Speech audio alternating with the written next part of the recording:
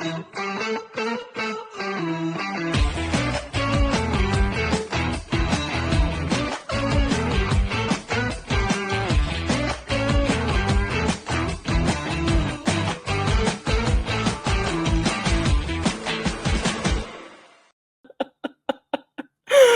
is going on, everybody? Welcome to another episode of Unsolicited with Sam and Jordyn. I am Sam. This is Jordyn. Little new intro for the visual watchers. Once again, of course, there's something that goes wrong with it. Sorry about that, but here we are. No, it is literally perfect. I love the new clips. Basically, every time me and Sam are able to get together and we get some cute content, we now have a reason to update our intro, and I love it so much. Yes. But how have you been? How's your week? My week has been good. Currently repping my New York Knicks today because they had an insane game one against the Celtics. We're recording this Tuesday, so that was the night before. So if by the time this episode comes out and we look like trash, I'm not going to be held liable. But I think that we're looking pretty good. So figured this is the only piece of Knicks gear that I own. So, because you guys know I'm not really big men's basketball girly at this point, but you know what? Had to do a little representing. No, like as you should. I miss having a competent basketball team. I don't know if I watched like a full Sixers game from start to finish this entire year. They were just that abysmal and pathetic. And so I'm really happy for you. Thank you. Actually, I have to tell you about this has nothing to do with basketball. This awful piece of information that I found out that you might have seen already, but the fact that Tyler Shuck, who is the quarterback that was drafted by the Saints, he is the last player ever to be drafted from the 1990s. After this, every person that goes into the NFL will be born in the 2000s. I could have lived my entire life without hearing that. I heard that like 2 weeks ago, and I wanted to bring it up last week, and I forgot. I think I was just traumatized. That's terrifying. I literally realized I put Jalen Hurts on my story yesterday from the Met Gala, which we will definitely be getting into. And it was him and his now fiance, and I was like, "Ooh, my parents," and I'm like, they're literally younger than me. Like, well, it's his wife now, right? Yes, what? And AJ Brown just got engaged. Yes. You get a ring, and you get a ring, and you get a ring. And Jordyn gets engaged. It's just a Philly ring time this year. But I mean, last year I think every year that we've had this podcast, we've talked about the Met Gala, and we always have so much fun doing it. It was also one of our first, if not our first reel. No, it definitely wasn't our first reel. Because how crazy about that very, very early on in us podcasting, we put out a reel on social media comparing the Met Gala to the Hunger Games. And now this entire episode is dedicated to the Met Gala and revisiting the Hunger Games. Wait, that is insane.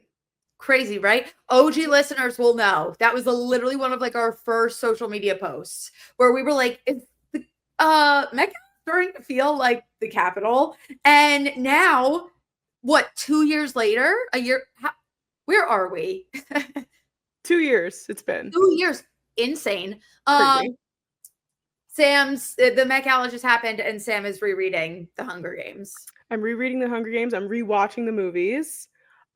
Which while I was watching Catching Fire, well, you know what? Okay. We'll wait to do that. Let's jump into the Met Gala first because I literally just finished watching Catching Fire like maybe 30 minutes ago. All right, so we're just gonna rapid fire some Met Gala thoughts because the demon inside of me is like, I need Sam's every thought on these books and movies. So I pulled like 8 or 9 like looks for us to like have visually on the screen. So I figured we'll just go through them, talk about them, and then we'll also talk about like other ones maybe. Yes. I literally just like ran through them and was just like, oh, this one's fun. Oh, this one's fun. Oh, this one's fun. Also, before we start, I don't know if she's on your list or not, but I thought this was so crazy. Rihanna announcing that she's pregnant with baby number 3. And I saw a TikTok. Yay! I saw a TikTok of someone saying, what's the TikTok? The nickels. If I had it. Yes, if I had a nickel for every time that Rihanna announced her pregnancy with Jalen Hurts also in the room, I'd have 2 nickels, which isn't a lot, but it's really weird that it happened twice. Wait, what was the first one? The Super Bowl that we lost. Oh, right. It was the performer. Yes, and she was saying that she wasn't going to announce her pregnancy, but she put on the bodysuit and she was like, "Oh, I'm so pregnant." Yes. And I was like, and she was like, "All right, screw it. Guess we're announcing that I'm pregnant." Yep.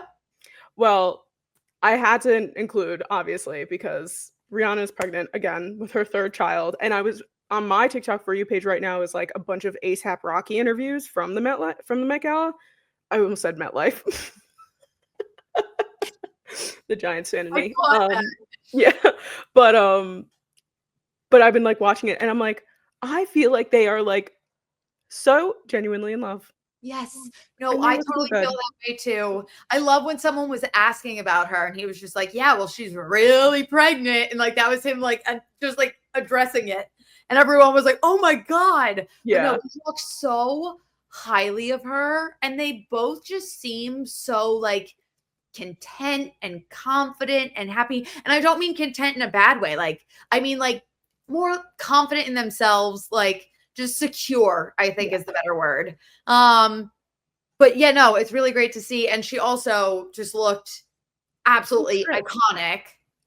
She is like one of those people that like pulls off being pregnant. Like, I know she's a celebrity too, and of course, like they have a glam team and like everything, but also you're like growing a person inside of you and you still look this good, and like the outfit is good. And the theme, for those that don't know, was tailoring Black styles. Yes. Tailoring Black excellence. Something, it was like celebrating, oh no, tailored for you, something. I should probably look it up. So I'm not just like, yeah, I have it. But Met Gala theme. What is the Met Gala theme? Tailoring Black style. That's what it was. Oh, super fine. Super fine. Tailoring Black style. And then like the dress code was like tailored for you. Yes. So a lot of people wore things that were tailored for them, obviously, which Rihanna is one of them. But well, okay. I wonder if we're on the same wavelength here, because I'm gonna bring up Joe Burrow. You know what? We could have also thrown Saquon in here too. Yeah, you know, I didn't even bother to take a screenshot of Saquon because it was so boring. Yep. No, I'm so sorry, buddy. I was very disappointed, and we're kind of calling out the Saquon and Joe Burrow in particular, but the whole night I also like the theme is tailored for you. Nothing felt tailored. Like everything looked too big and too baggy, and that's literally what we're seeing here with Joe Burrow. So not only is it pretty boring, like there's nothing to it, especially with him being the diva that he is, but also doesn't really look like it fits. Yeah, and also I'm gonna pull the banner away for a second because he has sneakers on, and like again, I feel like he looks good. It is a vibe. It is very Joe Burrow. I love the color of the suit. It looks great on him. But you're at the Met Gala, like we gotta work a little bit harder, especially because you just came out and just announced that you are officially dating Olivia Ponton. Like, and we're coming out in sneakers to the Met Gala, brother. Come on now. No, I didn't like it. I was very, very underwhelmed. Like he's worn better fits walking into stadiums on game days. Like, yes, I agree. And this is like the moment. Yeah. No, he looked, again, it's fine. If he wore this to a game or something, I'd be like, oh, he looks phenomenal. Like exactly. But like, really, it doesn't fit the theme. And I feel like we are both very firm believers in the Met Gala theme. Yes. No matter what you look like. I preach.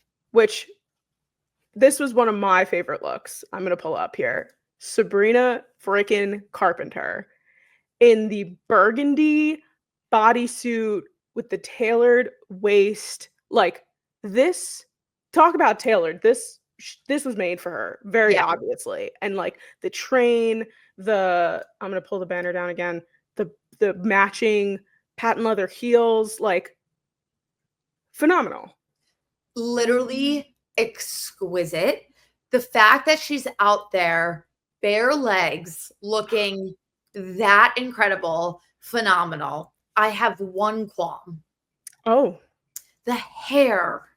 you know, I was thinking about that as well, and I was like, as a curly haired girl, I get how the hair can get frizzy and stuff, but like, this is was that the look?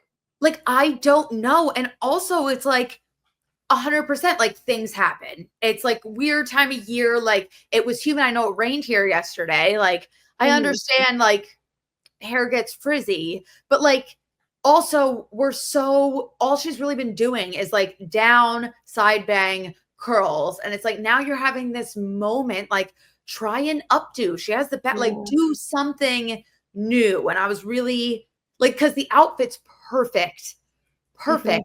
Then you leave the hair down, it doesn't look great, and it's just boring. Like, I feel like that was the only part that like really didn't nail it, because look at that body, I like, No, it's magic. tea. Literally body is tea, Yeah. as the kids And are the saying heels, nowadays. like, literally everything other than her hair, her makeup, like, everything looks so perfect. It's giving, like, almost, like, Playboy bunny-ish kinda Yeah. thing with, like, the high neck and, like, in, like, a classy kind of way. I mean, again, amazing, but yeah, I agree, and I thought that it was just me noticing the hair, so I was like, "Okay, maybe I'm just gonna gloss over that," but no, I mean, she's doing a lot to it, and I don't know if people maybe she ditched the extensions and the wigs that maybe she was using on tour, started using her natural hair, like, I mean, this must be her hair. I'm assuming it's just, like, her natural. I don't know. I don't know either. I feel like it could be extensions. I have no idea, but either way, she did good with the theme, I think. She absolutely did. And speaking of somebody else, and we'll bring it back to Jordyn here for a second, we have to bring up Jalen Hurts and Mrs. Jalen Hurts. I'm sorry, well, Bree, right? Or Brienne? Yes. Free. Bree? Okay. I First of all, he's giving that same Shamar Moore 90s boyfriend sitcom vibe, and, like, did the suit, but has got a little bit more going on, and, like, he's got the pendant and, like, the detail on the jacket, and, like, it complements her details on her dress, but she's not wearing black, she's got that same, like, burgundy color, like, they just look fantastic. Like, so stunning. My jaw literally dropped. I was like, that's my QB1. To the point, Robbie even responded. My best friend Robbie, who is like the Met Gala is one of his big Super Bowls, could care less about the Philadelphia Eagles. He loves it for me and he Yeah. supports it for me. Responded to my story and said, that's my quarterback. Do we know how big of a deal that is? Like, Oh my god. big moment, because he looks perfect. And I agree, like, it's very simple, like, there's not much to it, but the details that are in it, and like the tie or the collar, like the hat, also like his vibe. Did Yeah. you see the way he was looking at her? He's licking his lips, he was checking her up and down, like, I mean, he's she's smiling. gorgeous.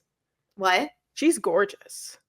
They are, I told you, they're my parents. I don't care if they're younger than me. I would die for them. Like, they could adopt me. Yeah. Phenomenal. 10 out of 10.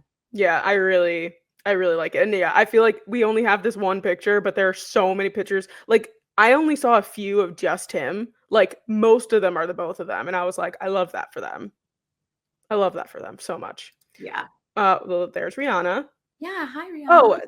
we got, Stefon Diggs, Yes. and I gotta pull the banner away again because I'm a sucker for a red shoe. I love a good red shoe. I had a pair of red velvet heels that I wore in high school to everything. Mhm. And, like, like, back in, like, our high schoolish days, like, a lot of things were, like, black and white, like, stripes, like, very, like, weirdly French for some Yes. reason. Like, that was my thing. Like, I loved wearing, like, black and white striped with like a black skirt and like my red heels. And those red heels made their way around my high school to like 4 different girls. Like it was like the sisterhood of the traveling heel. It was actually a really magical experience, but I'm actually a big fan of this. No, I love it. I think a pop of red is very important in everything. But yeah, I love that he took the risk. Like, yeah, and with cowboy boots, so it's like this is fashion. No, and he looks incredible. Theme wise, I love the like blanket shawl. yeah. I love it. I don't know how it 100% fits into the theme. That doesn't mean it doesn't. I'm just saying I don't understand it. Mhm. But no, overall, I think he looks cool. He does. And I feel like he's like, it's like weird how Stefon Diggs is like one of the athletes that's always at the Met Gala. Like, not that like I think like years ago it would have been made a lot of sense, but like he still consistently goes, and I'm sure that they keep bringing him back because they know he's going to serve a look. Yes, And 100%. like, because like honestly, who's talking about Stefon Diggs right now? No, like no offense to him, but like no one's really talking about him right now. So How crazy is that? it's like a New York minute like that. No one cares anymore. Like, Wow. imagine telling ourselves 3 years ago that no one's going to care about Stefon Diggs. Yeah, no. And he'd be on the Patriots. Like, hello? Wait, when the fuck did that happen? Oh, here we go. Not in Houston? No. I'm pretty sure we had a whole conversation about this, Jordyn. Oh, here comes the NFL blackout. I love it. I love it. It's May. It's perfect timing. Post-draft. Especially after, like, guys, the Eagles won the Super Bowl. I haven't had a thought since. Like, I'm like happy and joyous. God, the NFL blackout's gonna be even worse for Jordyn. It's gonna be so bad, Sam. I'm gonna literally need to like flashcards. We're gonna need reset by Yeah. the time August comes around. All right. Jumping out of the NFL for a second, I had to include Miley Cyrus's because I feel like people are having very mixed emotions about it. I feel like for her, she can pull it off, but it is a very different type of look. Here's the thing. I think she looks great. Like, I think it's really cool. I Yeah. think she looks incredible. For like the theme though, like I don't get it for the theme. And again, like this is like an award show outfit. Like this is the Met Gala. Like it just feels like obviously it's different, it's out there, but at the same time, especially for Miley, like it also feels safe. Yeah. I don't know. I wasn't vibing with it. And I love her. Yeah. And then the last two I have are they're very like these three I kind of like lumped together because they were so similar. We also had Anne Hathaway, which I feel like this was very underwhelming. Yes. Again, looks incredible because she's Anne Hathaway, but like this is like something she wore to the office in the Devil Wears Prada, like to work. And again, an incredible outfit, but it just like doesn't, I don't know, it doesn't really do it for me. Yeah, that was so spot on. Yeah. Right? Like, would she not? No, 100% she would have. That's Andy. Yeah, literally. She just broke up with her boyfriend and she's serving. Fuck you, Nate. Yes. And then I also had Angel Reese, which was also a very similar look. And then somebody that I didn't include was Sabrina Ionescu, who also had a very similar look. So it was like these like mermaidy black skirt with like a white top or a black top with like a collar, like something along those lines. I mean, again, they all look incredible. I feel like Angel Reese does kind of fit the theme just a little bit more. Maybe it's the hair and like the accessories, but that's just me. No, I love this look for her. Again, it just goes back to my original point. Like the theme is tailored for you. Like this looks like it doesn't look like it fits her 100%. Like, you know what I mean? Like Sabrina's looks like it was made for her. And like, I don't know, but I think she looks incredible. I think this is such an upgrade from her Met Gala look last year. And I do agree, like the whole thing is on theme. So select. Yes. Well, those are all the pictures that I have. Was there anybody else that you were thinking about? Oh, I cannot believe I'm saying it. Joey King. Oh my God, I don't think I even saw Joey King's. Sam, Let me look it up. she wore this gorgeous green pattern two-piece. She looked so phenomenal. Wow. No, I really, and honestly, Cardi B wore a similar color. Also looked great. It's like weird because she's so much is going on because there's a lot of patterns. Like she's got like a checkered shirt on underneath, and then I guess they're like handheld mirrors all over her suit. Stunning. Something along those lines. But yet, no, I mean, her makeup looks incredible too. She looks really good. Also, I wanted to bring up Doechii because one, I loved her look, but God, I did you should have. see the videos leading up No, to the gala? no. She, and again, there's a chance that this isn't real, but I'm Okay.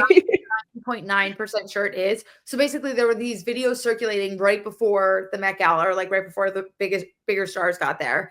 And it's someone hiding behind like literally a cardboard box with like a full team of people around them, like umbrellas, like basically wanting to protect the outfit. And you heard someone yelling, like, "Don't let them effing see me!" Like, like angry and like yelling at staff.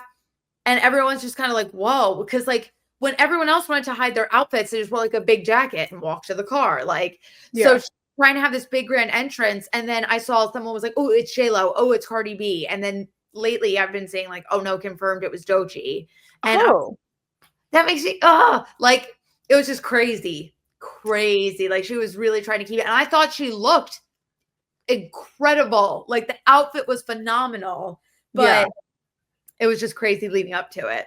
Yeah, I didn't see. I saw the umbrella thing, but I don't think I was listening to it with sound. I just saw like the umbrella video. Yeah. And then I saw Doechii's look, which I agree also looked amazing. There's not many people that can pull off a shorts suit combination with knee highs.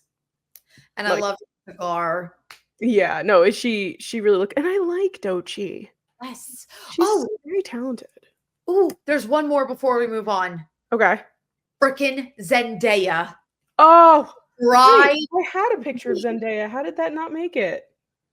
But anyway, it was like the all ivory white with the white hat. Like, she can't mess up. No, she can't. She can do no wrong. She's perfect. She's always on theme. She always looks good. She's always serving, and it's always like something different. I did notice too, I guess maybe like the black style is very suit like, like that's kind of like there were so many people in like different types of suits. So that was cool. I mean, there were dresses and stuff, but like this theme in particular called more for like a two-piece or like, that kind of vibe, which I really liked. I just love seeing beautiful women in suits. Yes. I think so fun. They always look so good. And then men show up in their suits and I'm like, okay. Suit. Yeah. It's like a suit is such a safe choice for them, especially going to something like the Met Gala. Like, come on. It's crazy. It's pointed at you, Saquon and Joe. Sorry. Yeah. But I would love to hear what direction you'd like to go in. Do you want us to do the Hunger Games last, or do you want us to do the Hunger Games next? You know what? I think we have one other topic that I think we squeeze in right now, and then we end the Hunger Games. Perfect. Okay. Yes, we do have some more NFL specific things to go into. This one being the fact that there's rumors going around still to this day that Aaron Rodgers is going to be a Pittsburgh Steeler. I'm just still shocked that this is going on. Is this even going to happen? I'm lost. Sam, there are a few different headlines in regards to him going around right now that are driving me crazy. Did you see the one where people are saying he's married? Married? Yeah. I knew he was in a relationship. I didn't know who it was with, but apparently he was at an event with a black band on his hand. And like everyone's like, oh, this could easily be one of like those fitness things. But like all I keep talking about is that he got married. And I saw one headline that was like, the Steelers are so close to a deal with Aaron Rodgers, but he's got some family stuff going on, so he's not reporting.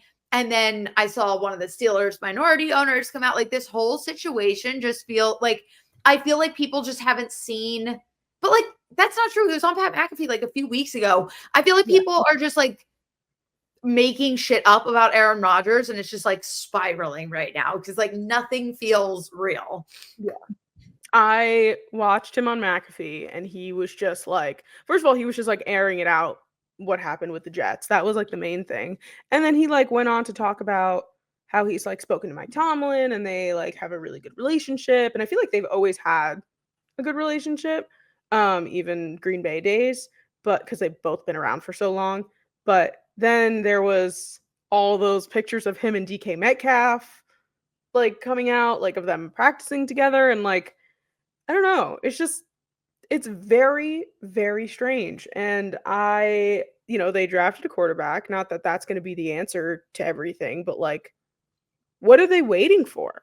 No, I literally don't know, because it's like, what are you going to do? You have this rookie that you got in the late round of the NFL draft, and then you have Mason Rudolph, and then you have Aaron Rodgers sitting at home. Like, yeah, but and like, again, like at this point, if you're going to sign Aaron Rodgers, it is May. The NFL draft is over. Like he's been released. He's just there. You don't need to do anything. You just sign him. Yes. And that's what's like confusing me so much. And like, listen, I'm one of the few Aaron Rodgers apologists left in this world. I'm hanging on by a thin thread. I know that he's trouble. I don't know if he will ever play good football again. But when he's sitting there as a free agent and your starting quarterback is Mason Rudolph, you go for it. Like, what's the worst that happens? You don't have any other options right now. I'm just so confused. So very confused. And also, like, let's be honest, like, say they finally do go for it. Does he do anything for that? Like, do they win a playoff game with Aaron Rodgers? Yeah, like I imagine Aaron Rodgers comes in and Mike Tomlin has his first ever under 500 season. What would I even do with myself at that point? I don't even know. I think I'd have to make sure that my brother is well. I think my brother might jump. I know. What is his thoughts on Aaron? He does not want Aaron Rodgers. Really? Like, not even a little bit. He really loved the Will Howard pick. Okay. But like, he's like, I don't know if I want him to start. And I'm like, okay, well, you need a starting quarterback. And he's like, yeah. And I was like, you can get Aaron Rodgers. He's like, I don't want Aaron Rodgers. And I'm like, okay, I don't know what else, I don't know what else to tell you. Like, we don't have many other options here. No, and I do like how, did you see Will Howard's draft video? Like, or pre-draft call where he was like begging. He was like, please be the Steelers, please be the Steelers. And I was like, that's really freaking cute. No, I cried watching that several times.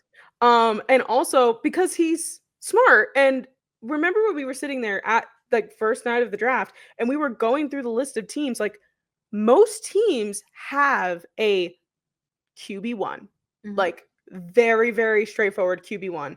It was the Steelers and like the Browns and the Saints were like the only three teams that were really in need of somebody. And like, they were, the Giants at the time, but not anymore.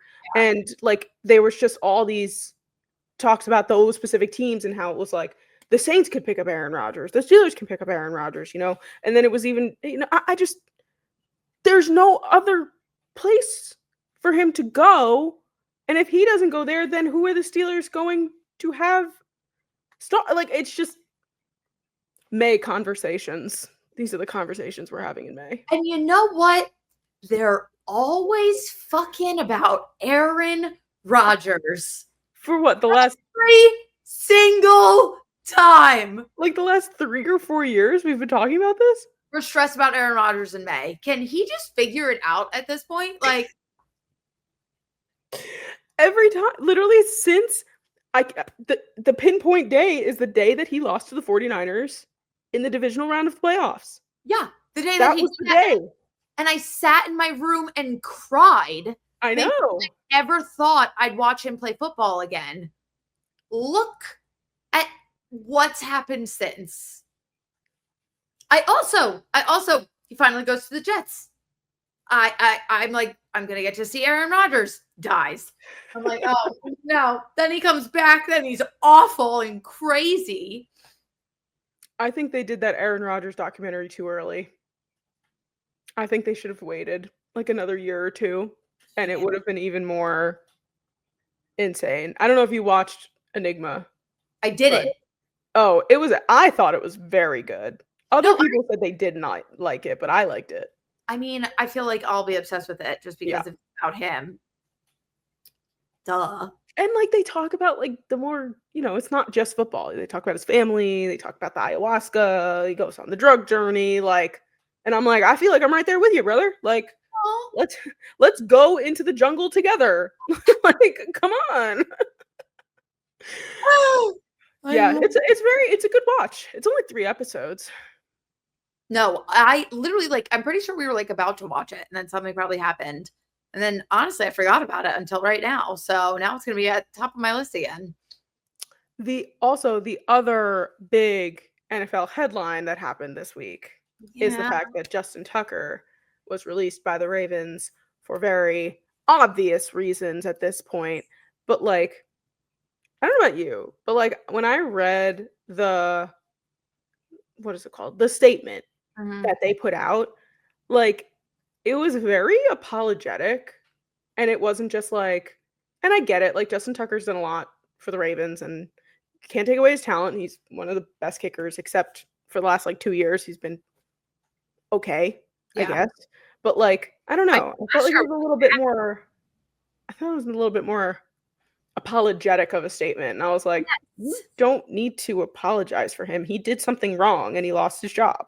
Right? Even at the end, it was none of this takes away from Justin Tucker's accolades and what he brought. And it's yeah, but it could. It's yeah, we're gonna hold all the people that do something wrong accountable the same way that we hold Deshaun Watson accountable. And I'm sure that there's a small unknown bias in the back of people's brains based off of how people look. We don't need to delve too deep into that, but Justin Tucker is everyone talks about Justin Tucker, and it's usually the first kicker drafted in your fantasy and everything, but 16 women came out and accused him of sexual assault.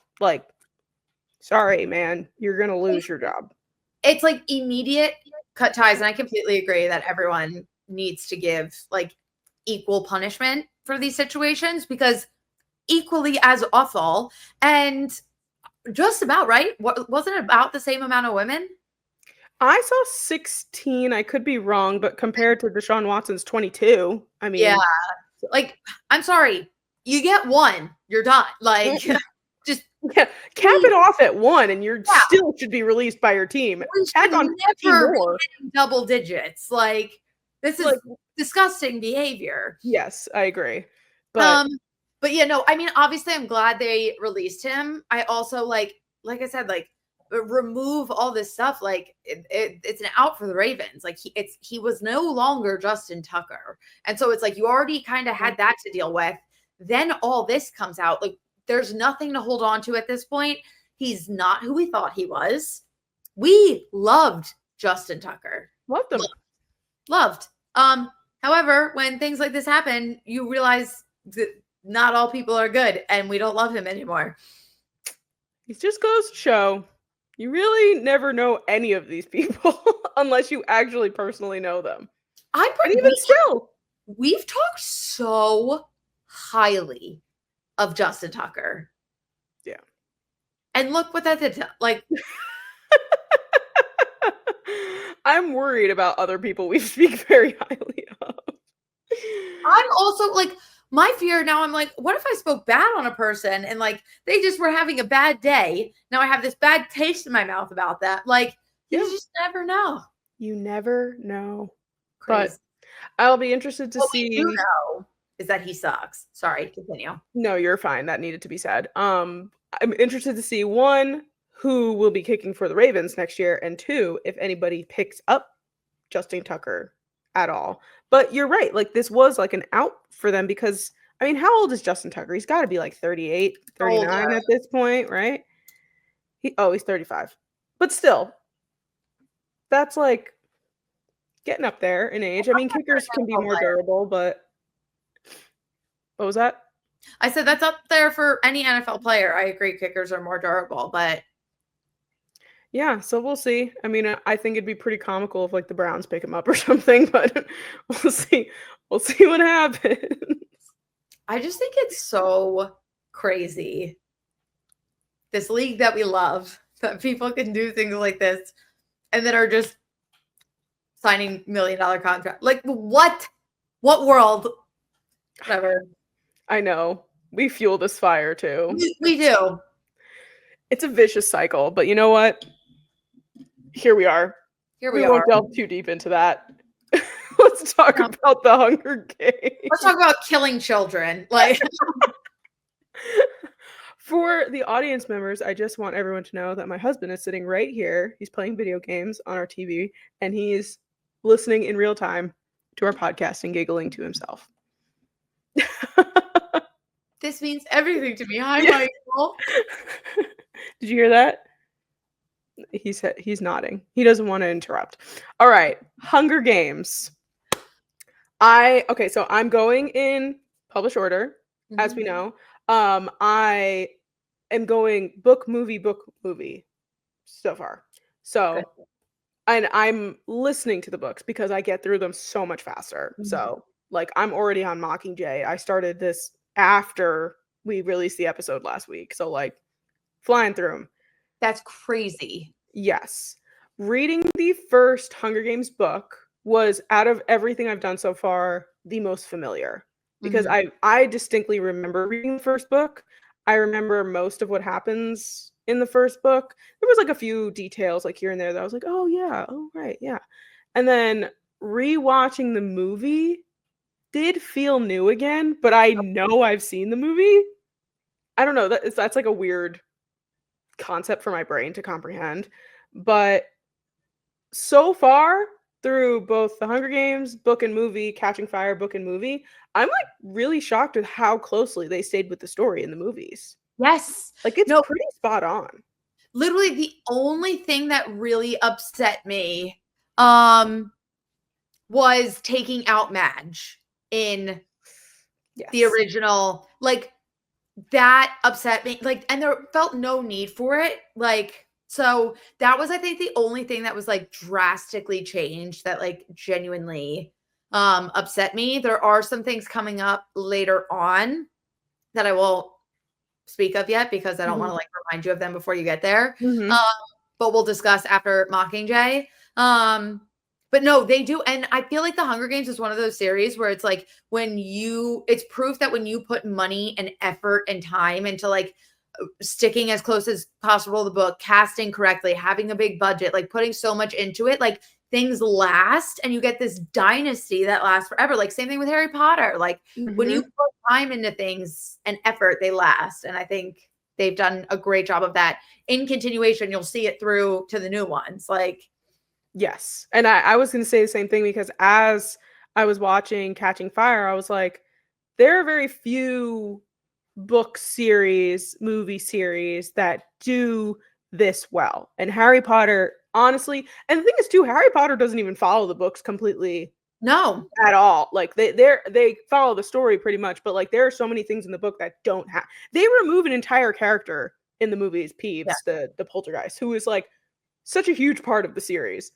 But at the same time, you see where the direction's going. Like, especially since I'm, like, reading the books and then sitting down watching the movie, everything's fresh in my brain, so I can pick out exactly what was not in the book versus that. But I'm like, okay, but I see where you're going. Like, I see why you guys didn't include this and this.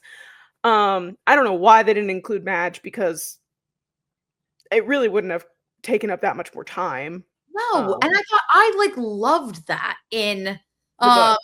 the other thing. Oh my God, you finished Catching Fire.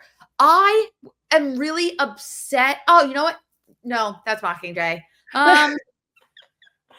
the catching fire, we're ended off, and District 12 is gone, and she's woken up. She's in the hovercraft, and so I just started listening to Mockingjay, and like we're figuring out things as they're going. So I will say, okay, this is what I was gonna say earlier. Okay.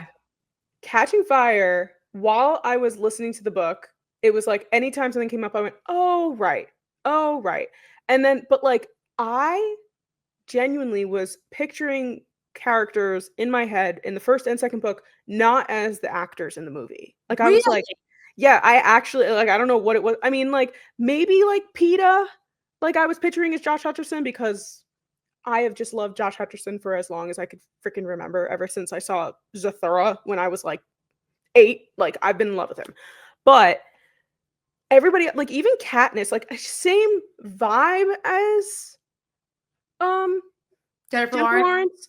But like I was like I pictured Gale as like my own and not Liam Hemsworth, but that was just also like I don't think Liam Hemsworth gives off Gale at all. No. Like especially again listening to the books. But I was while I was reading Catching Fire, I was like, did I see this movie? I must have seen this movie, but I like could not in my brain visualize anything from the movie in my head while I was reading it, except for Beatty and not Madge, the Wyrus. not Wyrus, the Phoenix old Oh, lady. Annie? No, the old lady. Oh, Mags. Mags. So close, and I was like, it's not Madge, Mags. I was like, why am I picturing Beatty as that one actor guy from Westworld? I was like, then did I see the movie? Is he in that movie? And I was like, I'm not going to spoil it for myself. I'm just going to, when the movie comes around. And sure enough, there he was in the movie. And I was like, as Beatty. And I was like, what cell in my brain put that away? And yet while I felt like I was watching that movie for the first time. But I must have watched it because I literally pictured Mags in my head while I was reading the book and Beatty in my head while I was reading the book, exactly as those two actors. You definitely watched it. I had to have watched it, and I'm convinced that I've seen at least the first part of Mockingjay. And but I could not tell you, except for the one big thing that happens in Mockingjay, what happens in that book. So like this is going to be a journey for me, this last book. So far, 2 books in, are you loving it? I do. It is such a good story, and like again, like I am also trying to look at this in like an analytical way, just the way like my school drilled it into my brain to read books. But I like was like, this is like original, and it's like in its own way, and like there have been so many things that are similar to it, and like all these different things, but like it is so good. The story is so good. The twists and turns are there. The characters are great. Like I love PETA. And it's not just because of Josh Hutcherson. I just love PETA. Oh, he's special. He's really, really special. So special. And and as I was reading the first book, I was listening to it on the bus last week when I went into the office. And again, spoilers at this point, people should probably know that. Yeah. But when also, if you haven't watched The Hunger Games at this point. Right. Like let's pick up the pace. When Rue dies, which I knew was coming, again, like that I distinctly remember, I'm sitting on the bus crying. All I'm doing is just looking out the window of the bus. Michael is sitting next to me because we took the bus in together. And I was sitting there and there's just tears rolling down my face. And I'm just looking out the window and I'm like, I knew this was going to happen. But Suzanne Collins does a really good job of making these books very digestible, but yet so moving. Yes.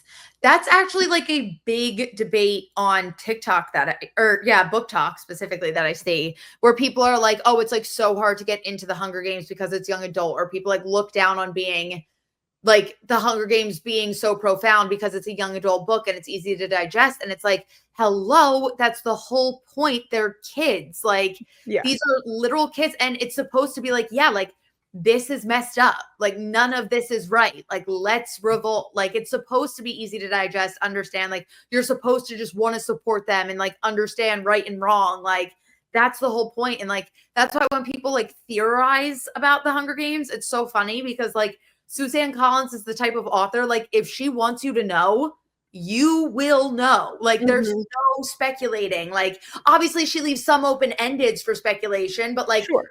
gave you the breadcrumbs. Like, you know what you need to know. Like, Yes, exactly. that's the whole point of them. Yes, and I feel like going back to us talking about kind of comparing it to Harry Potter, and again, those are children's books. Let's Yes. put that into perspective for a second. But like when The Hunger Games was coming out and like the big boom of like, that post-apocalyptic slash dystopian young adult novel series was like the big thing, right? Because Divergent came out around the Maze same Runner. time, and Maze Runner. And I read all the Maze Runner books Mhm. and watched all the movies. And I could say I distinctly remember they did not hit the same No. as it does The Hunger Games. I mean, like, people to this day still talk about The Hunger Games. Nobody talks about Maze Runner, even Divergent. Like, to be honest, I'm not really a Divergent fan. I never really Well, enjoyed it. I read all the books. I watched all the movies. I want to say it was probably when did I read The Hunger Games? 2 summers ago. When after I got through that and I watched all the movies, I was just like, I need more dystopian. And I tried watching Divergent and I shut it off. I was No. like, this doesn't even hit. Like, I don't know, and I think it's also the romance, because the yeah, romance is there in The Hunger Games, but obviously not at all in the way like, Divergent, I think, kinda pushes it. yeah, Like, it pushes that young adult limit there. That's, I think, why I was just like, "This is too much." yeah. And also, like, the casting in Divergent too, I thought was weird. Anyway, I could go on, but we're not talking about Divergent, we're talking about The Hunger Games. Yes. And, like, obviously, Katniss has her feelings. She has her feelings towards Peeta. She has her feelings towards Gale. But, like, that isn't her sole priority. Her sole Yes. priority is making sure her family's safe, making sure she's safe, and then, like, obviously catching fire, she's like, "I need to keep Peeta safe." And that's also, like, a refreshing thing, right? To have a woman want to protect this pure ass man because he is so pure and would do anything for her.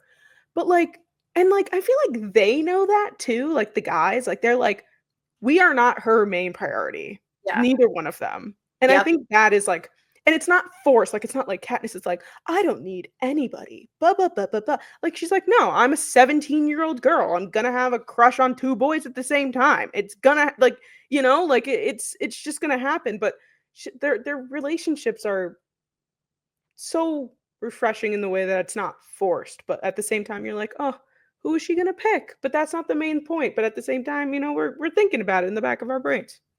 You know, I love a very subtle romance subplot underneath a ton of badass world fighting actions. And I think that's why I love the Hunger Games so much. It's like, this is no spoilers. I told you Throne of Glass is also young adult. It's also why I love Throne. Like, that's just my type. Like, I like when I obviously it adds something. Like, it gives you connections. Like, I like romance.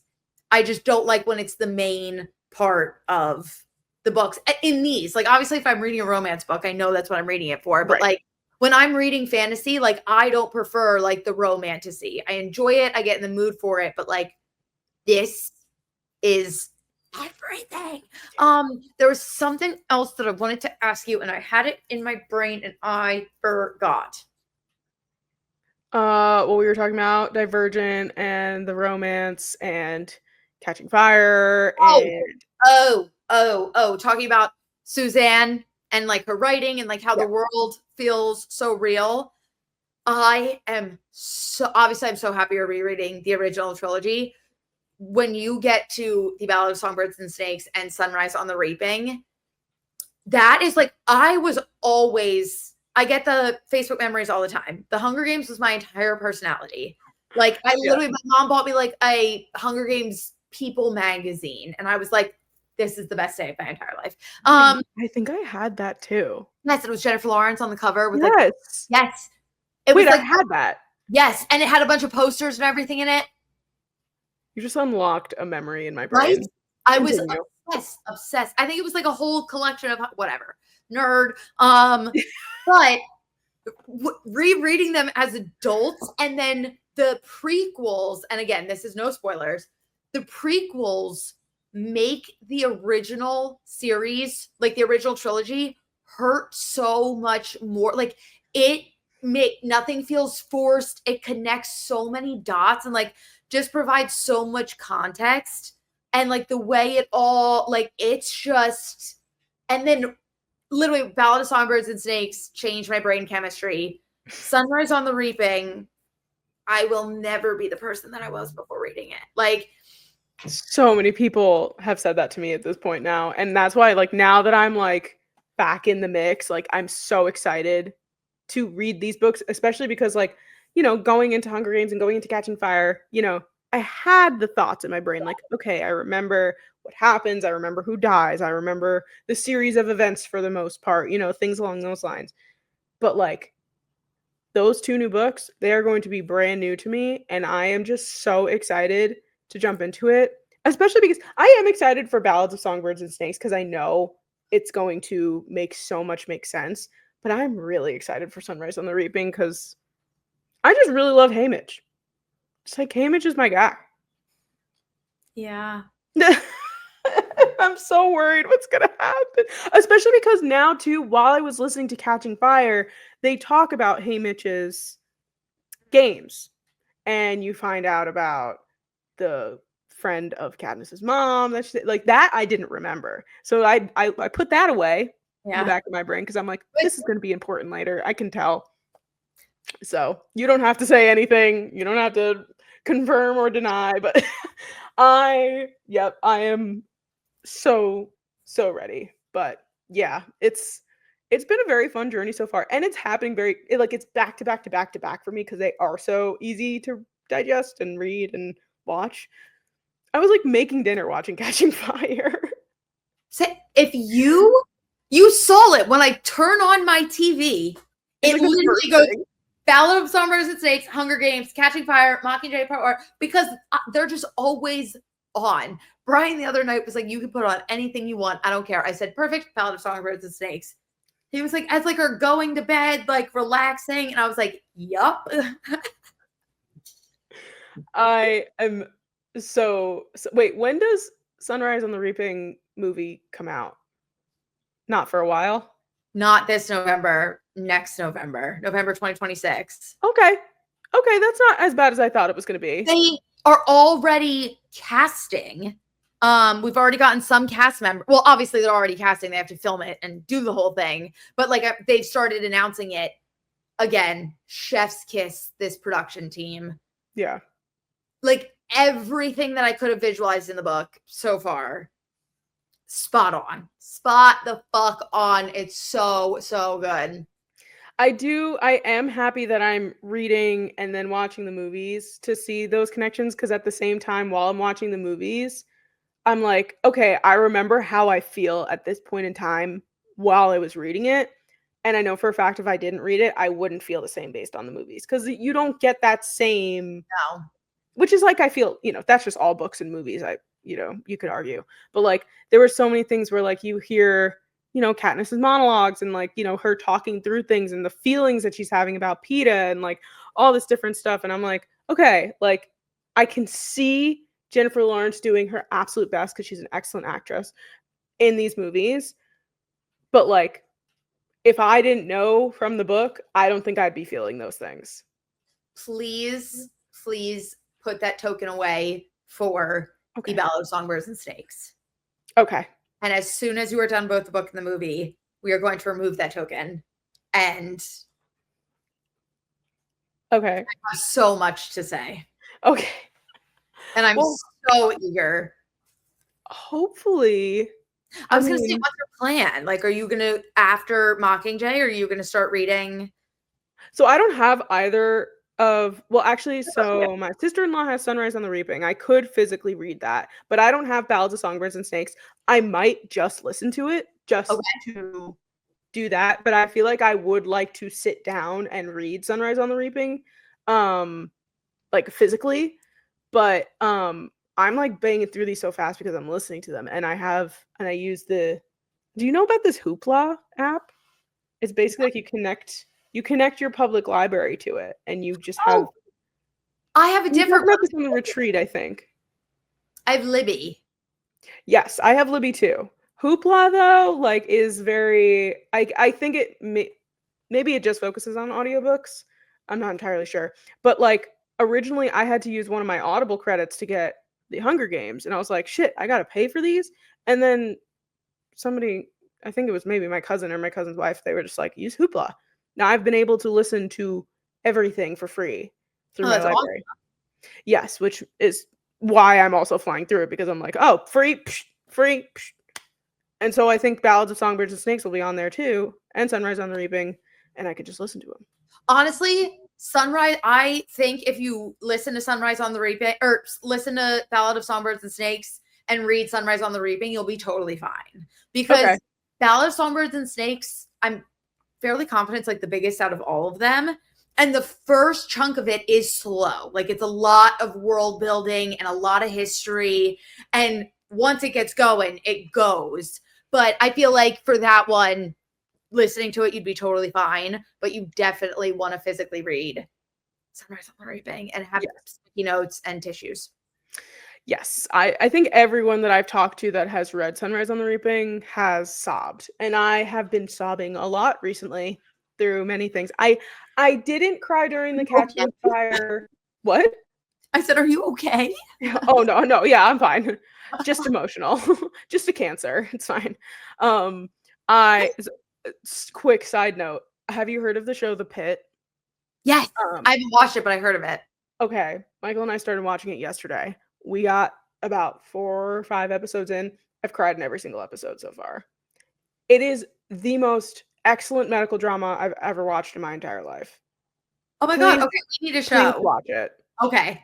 There's only like 15 episodes, and the way that this isn't a spoiler. The way that it's structured is the full season is one shift of these doctors and nurses. So episode 1 is from hours 7 a.m. to 8 a.m. And episode 2, so on and so forth. Wow. Which I didn't know. And we watched the first episode, and it comes up at the bottom, hour 1, and I was like, so you basically like walk through the hospital with these doctors and nurses and like basically go through it. The entire season is one day. It's crazy.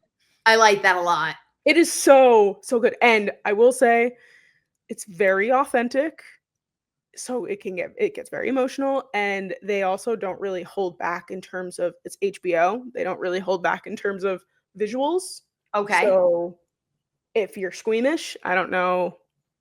I am, but I hide.